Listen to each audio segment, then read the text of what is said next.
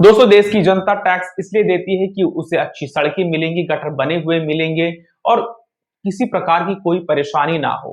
जो जनता की सुविधा है उसमें लगातार इजाफा होगा।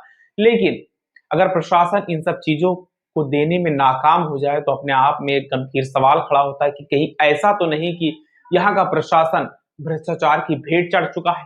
दरअसल मैं आज आपसे वसई विरार महानगर पालिका के बारे में बात करने वाला हूं कि कितना भ्रष्ट है ये। मानो आप ये समझ सकते हैं कि देश का सबसे भ्रष्ट अगर प्रशासन कहीं का है तो आप ये समझ लीजिए कि वसई विरार का ही है। अभी हमने देखा है कि महज 3 से 4 दिन पहले ही पूरा का पूरा शहर, पूरा वसई विरार, पूरा नाला सुपारा हो, विरार हो, वसई हो, पूरा तीनों शहर, नाय गांव भी इसमें इंक्लूडेड है, पूरा शहर जलमग्न हो चुका था। जो वसई विरार महानगर पालिका की जो कितनी बड़ी भ्रष्टाचार है ये नगर पालिका, उसकी पोल खोलने का काम बारिश ने किया था। पूरी तरह से तालाब में शहर का शहर तब्दील हो चुका था। लोग परेशान थे, कई लोगों की मौत की भी खबरें आई। लेकिन जो वसई विरार का जो प्रशासन है, जो नगर पालिका के जो अधिकारी, वो लगातार कुंभकर्णीय नींद में सोए हुए हैं। लेकिन जब बारिश से लोगों को निजात मिली, उसके बाद से हम देख रहे हैं कि पिछले कुछ दिनों से लगातार वसई में ट्रैफिक एक बहुत बड़ा इश्यू बन चुका है।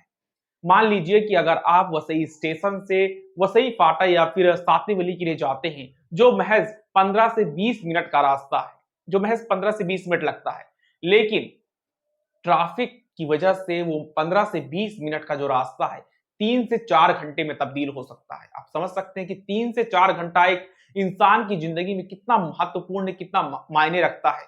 अगर कोई नौकरी करने वाला शख्स है जो मुंबई में जाता है, अंधेरी या फिर चर्च गेट में काम करता है, जो ऑलरेडी 1.5 से 2 घंटा ट्रेन में ट्रैवल कर चुका है, वो अगर आ करके वसई स्टेशन से अपने घर की ओर रवाना होता है, सातेवली या फिर वसई फाटा आता है, तो उसको 3 से 4 घंटा कितना फ्रस्ट्रेशन, उसको वो फ्रस्ट्रेटेड हो जाता होगा।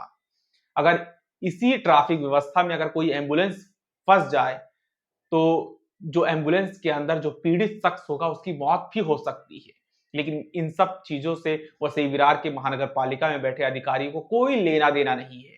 आपको मैं एक तस्वीर दिखाता हूं, वसई स्टेशन का है, जहां पर लोग ट्रैफिक में फंसे होने की वजह से ये जो ट्रैफिक में जो गाड़ियां फंस जाती हैं, जो पब्लिक ट्रांसपोर्ट की बस है या फिर रिक्शा, इसकी ये ना आने की वजह से जो एक लंबी लाइन लगी हुई है, एक समझ सकते हैं कितनी लंबी लाइन है। आप ये तस्वीरों में देखिए, आप ये वीडियो में आप तस्वीरें देखिए कि कितनी लंबी लाइन लगी हुई है।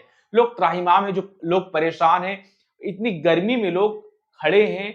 सुबह मैंने उन लोगों से पर्सनली बात भी किया, जो लोग बता रहे हैं कि हम 8 बजे से लेकर के खड़े हैं और टाइम हो चुका था 11 से साढ़े 11 बज चुका था।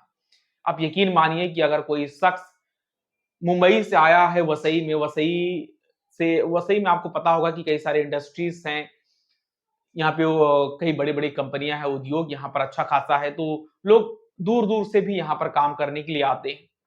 अगर कोई शख्स का ड्यूटी है 10 बजे से स्टार्ट होता है, वो शख्स आकर के 8 बजे यहाँ लाइन में लग जाता है और लाइन में लगने के बाद में 11 से साढ़े 11 बज जाता है। तो आप समझ सकते हैं कि उसके लिए कितना मतलब कितना महत्वपूर्ण होता है ये समय, कितना मतलब दिक्कतों का सामना करना पड़ सकता है। लेकिन यहाँ के प्रशासन को, यहाँ के व्यवस्था को, यहाँ के विधायकों को, इन सब चीज़ों को लेकर के एक गंभीरता से काम करना चाहिए, जिससे कि यहाँ की जनता जो है इन सब चीज़ों से जो परेशान है उसको निजात मिल सके।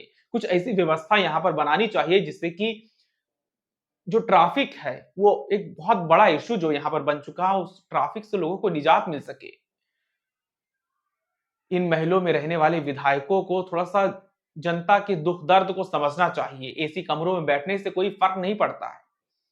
एसी कमरों में बैठ करके आप ये 5 साल जीत तो जाएँगे, लेकिन 5 साल के बाद में जब जनता के सामने हाथ पसारने, वोट माँगने के लिए आएँगे, तो यही जनता आपको धुतकार देगी। आपको इन सब चीज़ों से लेकर के गंभीरता से सोचना चाहिए और जनता के इश्यूज़ को थोड़ा-सा समझना चाहिए और जनता जो परेशान है उसको इन परेशानियों से निजात दिलाना चाहिए।